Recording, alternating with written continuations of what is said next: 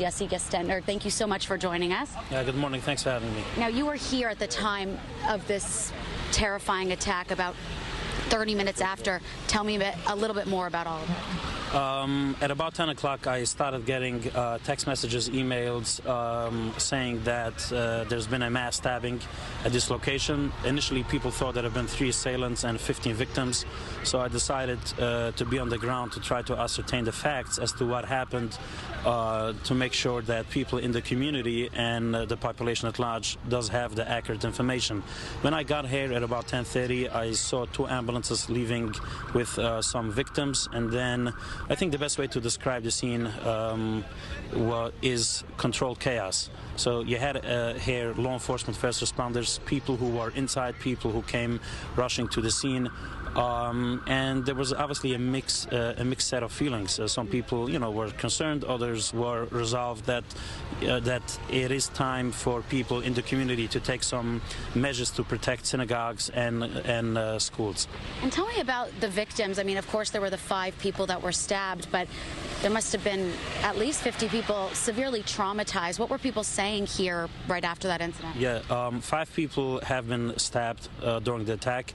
3 or 4 of them have been released from the hospital. One, a 71-year-old, is still in the hospital. Obviously, this has been a holiday celebration in a low-crime neighborhood. So when all this gets upended by someone, barging in with a long machete or a sword and start stabbing people, it's obviously a scene of chaos, and people have been traumatized from this event. And actually, there were some youngsters here too.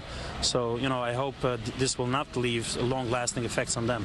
And tell me more about the victims, the ones that were physically hurt. You said a 71-year-old man still in critical condition at the hospital. The other 4, have you spoken to them? No, How are their spirits? No, I spoke to, first of all, one of the victims is actually son of the rabbi, and he is one of those who has been released from the hospital yesterday. I did communicate with the family of the 71-year-old, and he is in a very critical condition. I think he's in Westchester Medical, being treated with multiple surgeries, but it's still a very serious situation. Now, when you hear an incident like this, I hear some victims were telling us that they thought, who is this man holding a broomstick? Later, they realized it was a machete the size of a broomstick. Who's this person holding an umbrella? Some people thought. What was your initial thoughts just coming here, seeing all of this chaos? Doing the work that I do in private practice and as a co-founder of this organization, my focus was to get information out there, to try to get facts there, not just for the media, but more importantly for members of the community, because I think an attack of an incident that has 1 attacker is not so bad, if you will, as if there's 3, as people thought. 5 victims, as bad as it is, it's not so bad as 15. So I tried to get the information out there, especially also the tag number of the vehicle. My understanding was that someone gave chase to the vehicle to try to get a read. So when I was on the scene, all I got before I came here was 5757.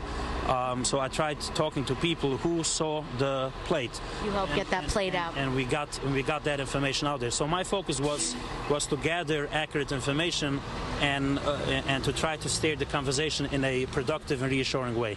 And I want to ask you one last question before we end here, is just there has been a horrifying spike in anti-Semitic crimes in New York State, 10 just on Hanukkah.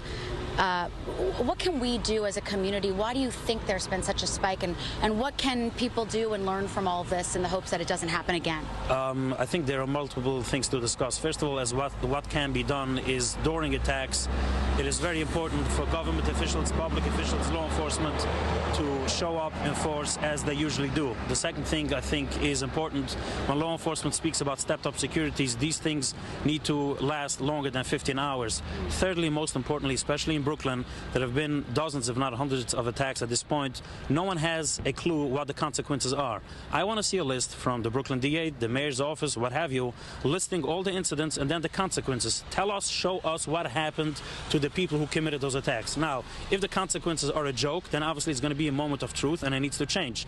If the consequences are serious and severe, get the information out there. Hopefully it will dissuade future perpetrators from trying to commit those crimes, because they will understand that attacking anyone, be it Jewish or otherwise, isn't just another news story. It has actual consequences.